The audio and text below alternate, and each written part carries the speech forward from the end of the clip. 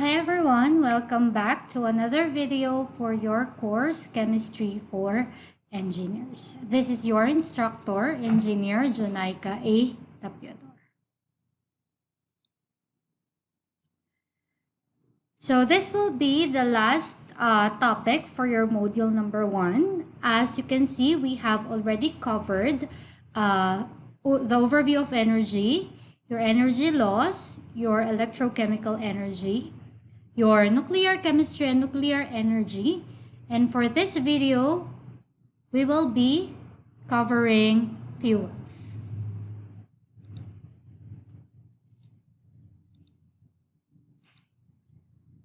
So the topics for this particular video is about fuels. So we will be starting with your introduction, followed by the classification and what is inside a fuel, the analysis that's being done on fuels, and finally the enthalpy of your formation and reaction. So as part of the introduction, we are to define what is a fuel. So it says here in your slide, fuel basically means a chemical that can provide energy. So we actually use fuel to do nearly everything.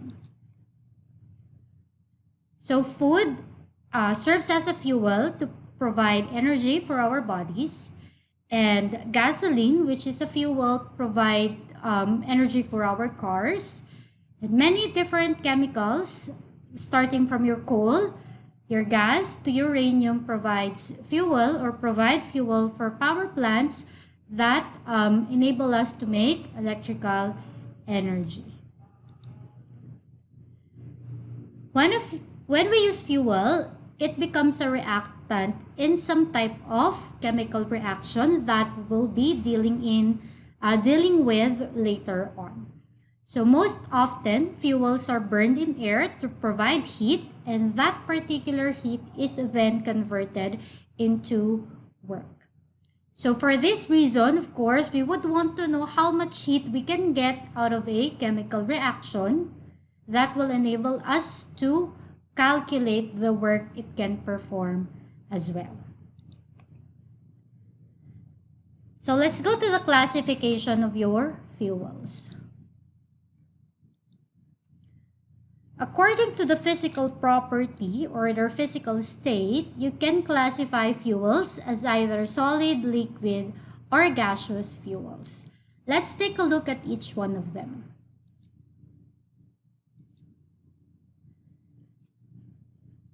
So these are the types of your solid fuels. Let's start with wood.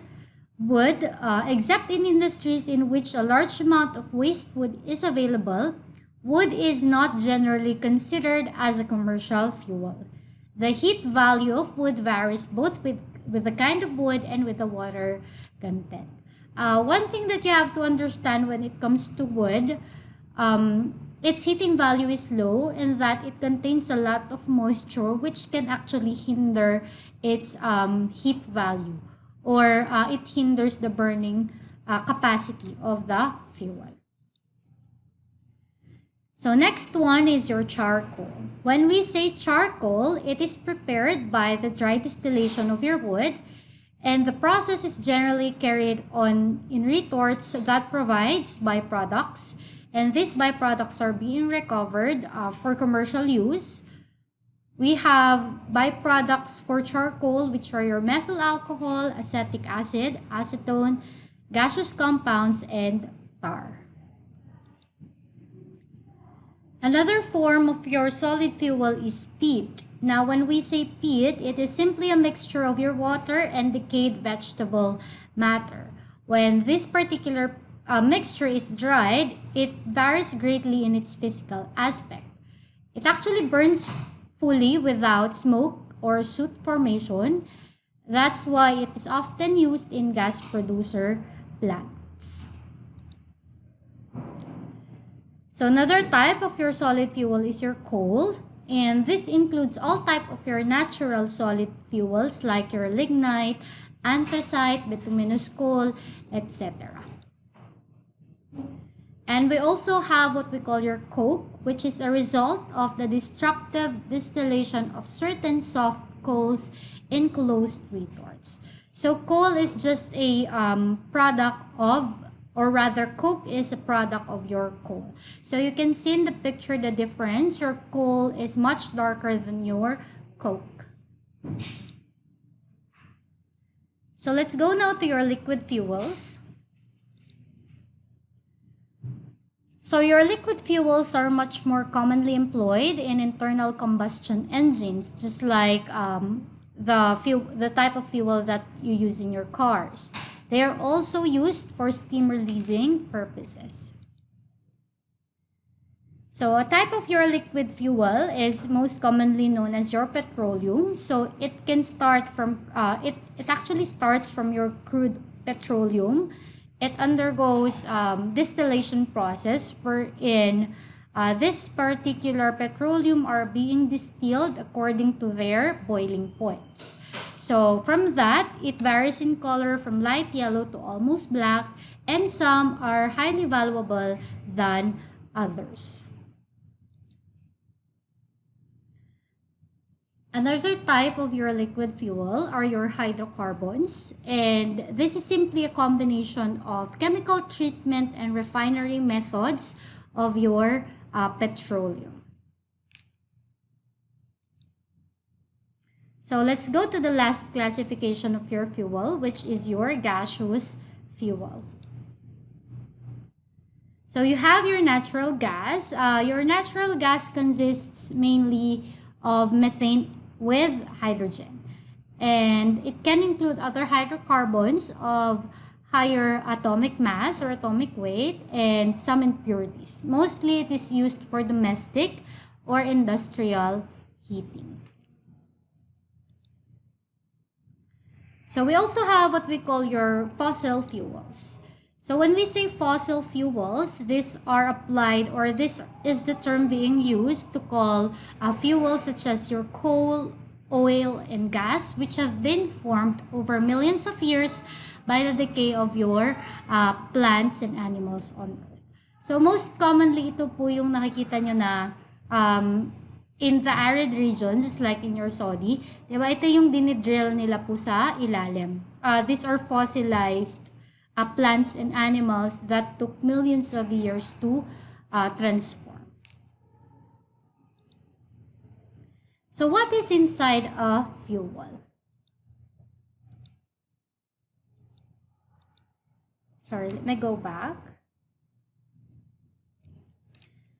The most important combustible elements are your carbon and hydrogen. So in a typical fuel, these are the content. You have your carbon, hydrogen, sulfur, water, nitrogen, oxygen, and ash, which contains mainly of your metallic elements. Now, as I've stated earlier, the most important elements are your carbon and hydrogen, as they provide the higher heat when they actually burn. Now, your sulfur also burns but releases only a small quantity of heat, and most often than not,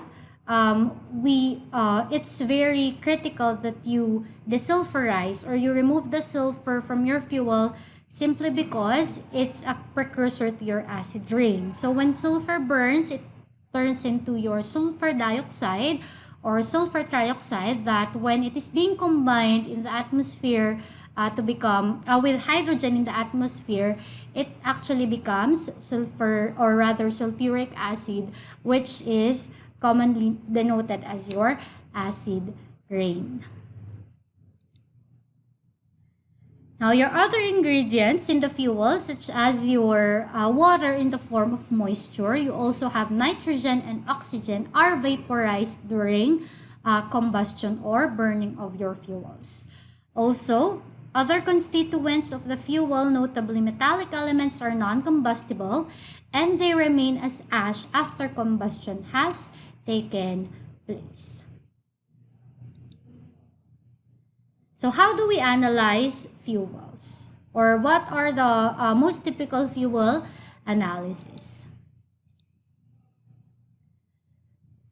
So it says here, the figure shows a typical analysis of your coal fuel. So we will be comparing the fuel analysis of your coal from that of your fuel oil, from that of your natural gas, and your wood. So as you can see, for your typical coal, it says here that it's mainly composed of carbon, that's around 70%, 5% hydrogen, 1% sulfur, 1% nitrogen, 2% oxygen, you have 12% ash, and 9% water. And this is an analysis of a typical fuel oil. So as you can see, it has a higher carbon content than that of your coal. It's around 86%. Higher hydrogen content, which is 9.5. Higher, although it has a higher sulfur content, which is around 3.5. No nitrogen, low oxygen, low ash, and no moisture.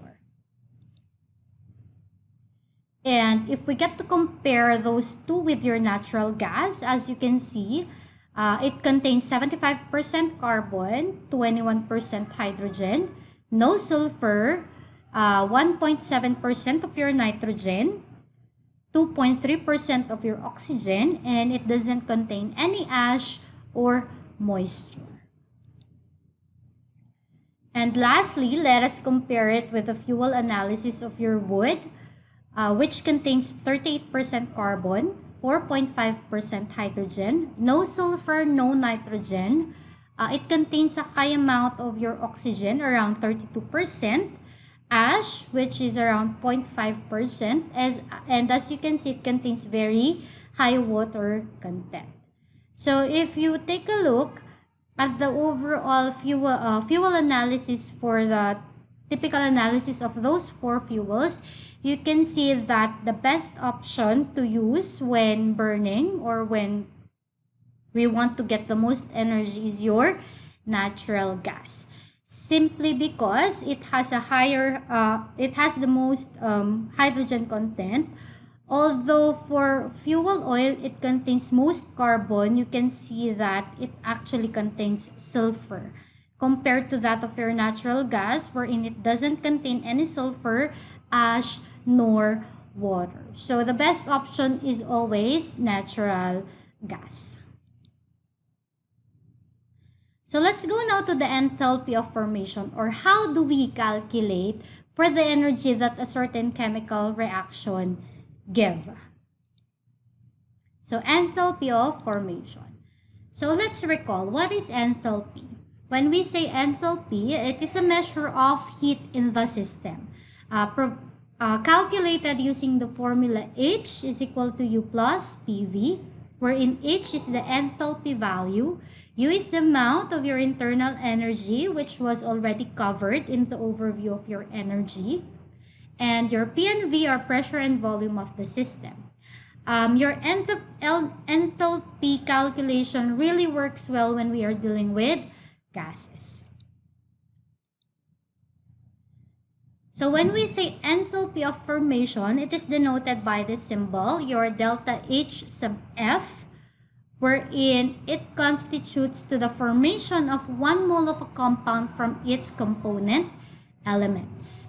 So say you have elements, for example, you have carbon and oxygen, and then when you combine them together, you have a compound, your carbon dioxide, wherein the formation of carbon dioxide from carbon and oxygen can either give energy or absorb energy. So as we have already been talking about, when a certain system gives off the energy, it is exothermic, and when it absorbs the energy, it is endothermic. So it's like the energy involved in forming that particular compound from its elements. So how do we calculate for this enthalpy of formation? So you have here the summation of the enthalpy of the products minus the summation of the enthalpy of formation of your reactants. So let's have a typical example for clarity. So let's say, for example, you have your carbon, which is in the form of solid, and we are to burn that particular carbon using your oxygen, which of course is in the form of gas, to form your carbon dioxide compound. So of course, as stated in the previous slide, the enthalpy of formation is equal to the enthalpy of formation of the products, or rather the summation of the enthalpy of formation of the products minus the summation of the enthalpy of formation of your reactants. Or in this case, you have the enthalpy of formation of your carbon dioxide gas minus quantity, the enthalpy of formation of your carbon solid, plus the enthalpy of formation of your oxygen gas quantity. So how do we obtain the enthalpy of formation of the compounds or elements? So there's actually a set of table reference commonly known as your standard enthalpy of formation. So when we say standard, it's actually obtained using the temperature of 25 degrees Celsius and 1 atmospheric pressure. And this particular table provides us a list of the enthalpy of formation of different compounds. Just so we can denote that it is obtained in a standard condition, you can see there the not symbol. So this is an example of your, I cut it out. So this is a typical example of your standard enthalpy of formation table for various compounds. So for example, you want to see carbon dioxide. So you can see it here that the enthalpy of formation of your carbon dioxide gas is negative 393.5, and that's in kilojoules per mole. So ganito siya. I will be providing you a list of the table just like what I did in the standard reduction potential. So knowing that, let's go back. We know now that we can obtain those particular values. So rewriting the equation here. And from the table, so sorry, let me correct this. This is around negative 393.5 as we already have in the table. And for the carbon and oxygen, they're actually, enthalpy of formation values is actually 0. Note that elements under free form is 0. It makes sense because it's already an element. You cannot form the element. So typically, its enthalpy of formation, since it's not really formed, it is equal to 0.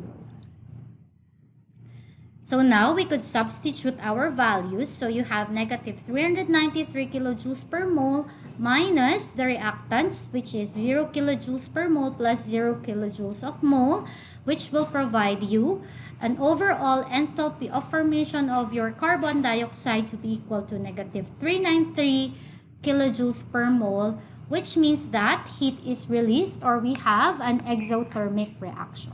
So let me make the necessary corrections there, class. It should be negative 393.5. So lastly, we have the enthalpy of your reaction.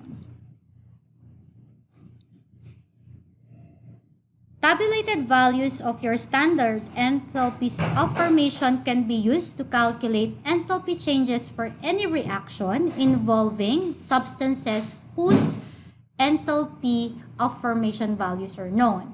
So the standard enthalpy of reaction, or that is abbreviated as your delta H naught sub Rxn, is the enthalpy change that occurs when the reaction is carried out with all reactants and products in their standard states.